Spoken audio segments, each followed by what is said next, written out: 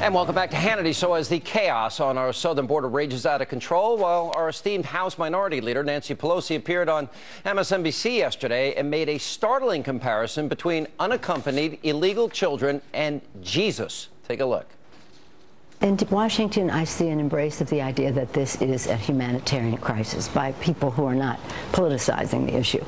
What we need to do is have the supplemental that gives us the resources to meet the humanitarian needs, to do the border control, but also to have the judicial piece so that these children have representation and judges to hear their cases. Those who have a right to stay, whether it's refugee status or asylum, I always reference the National Catholic Conference of Bishops statement in which they said baby Jesus was a refugee from violence. Let us not turn away from these children and send them back into a burning building. That's the bishops. And so we have to do this in a way that honors our values. Here with reaction to this and much more is Texas Senator Ted Cruz. Senator, your reaction to that? Well, it's a little rich to see Nancy Pelosi talking about not politicizing an issue, because the approach of President Obama and the Democrats from the very beginning of this crisis at the border has been all politics and no interest in actually solving the problem. You know this weekend. Yeah, go ahead. This weekend, I was down at the border. I was down at McAllen. I met with the chief of the Border Patrol. I met with a number of Border Patrol agents. And I asked the agents, I said, why is this happening? Why are so many children coming now? What's changed? Every single Border Patrol agent answered. They said they're coming because they believe they're getting amnesty. This is a humanitarian crisis, but is the direct consequence of President Obama's lawlessness. And we're not going to solve this crisis until we stop President Obama's amnesty. You know, Senator, I've been down there 9 times now, most recently with Governor Perry, who we just had on. And I got the exact same answer. They're all coming with a plan. They turn themselves in. They're not even trying to hide. They just, all they want to do is step foot on American soil. They hand themselves in. You challenged, the president wouldn't go to the border. I actually went there and I got the briefing that I think he should have gotten. You took on Harry Reid this week and you said, hey, he's living in the Ritz in Washington. Why isn't he down at the border? Well, and this has been the pattern of President Obama and the Democrats, which is that they pay no attention to the suffering that their policies are causing.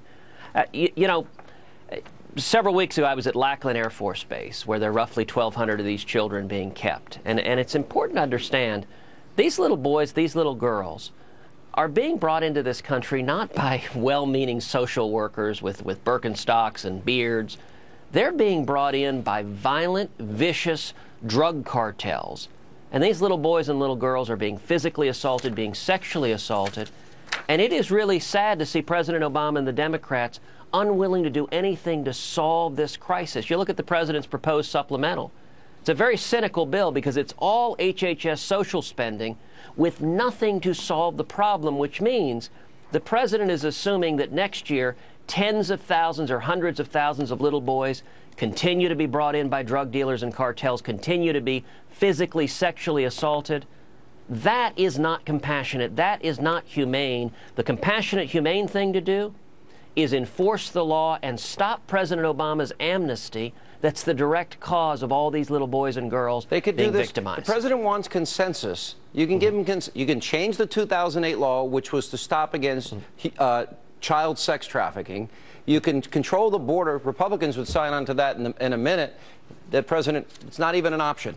Let me switch to the president and obviously the open mic segment with John Kerry on Fox News Sunday. This is not a pinpoint strike, etc. And he's outraged.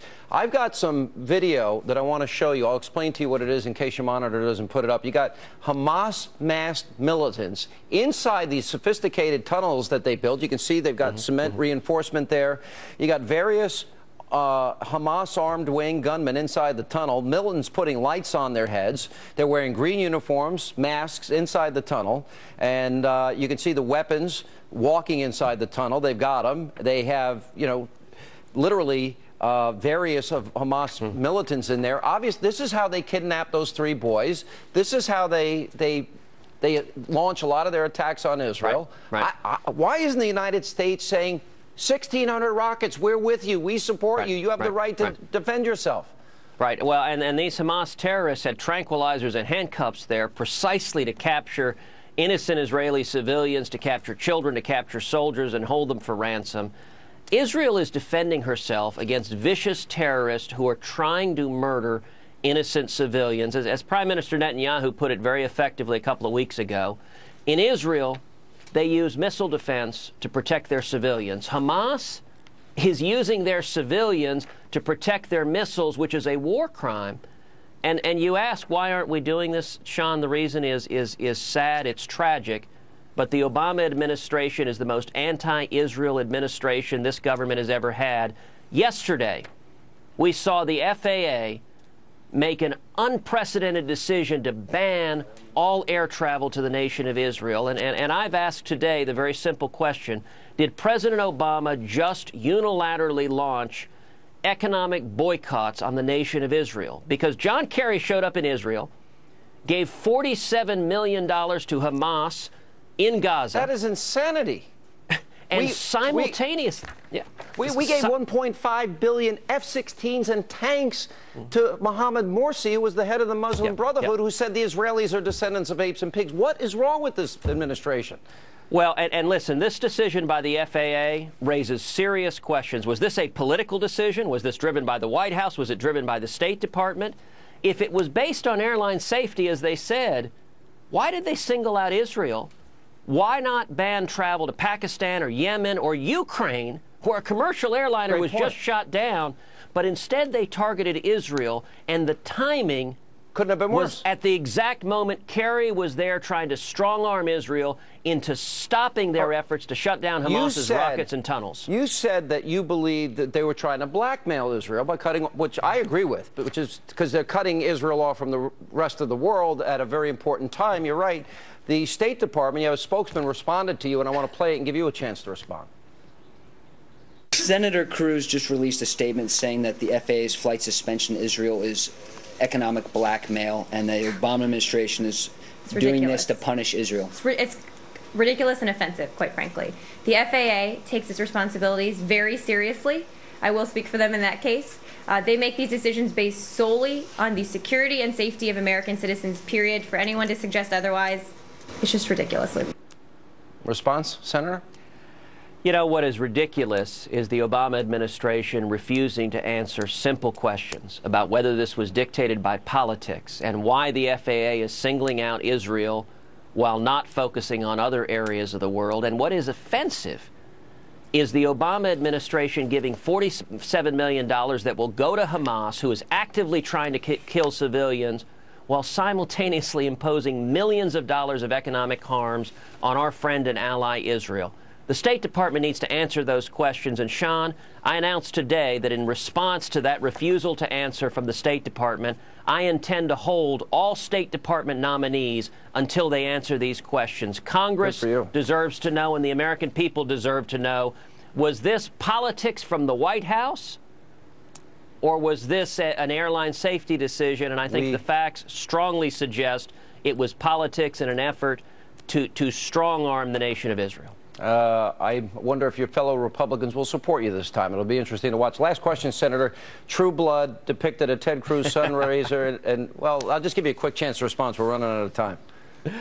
Well, the HBO's vampire show, True Blood, they did have vampires murdering a bunch of Texas Republicans at a Ted Cruz fundraiser. You know, I have to say I posted on Facebook that of all the places I never thought to be mentioned on HBO's vampire show would be right up at the front. But I said, you know, well, I guess I may have lost the vampire vote. I find it interesting and amusing that HBO is suggesting that the far left are blood-sucking fiends.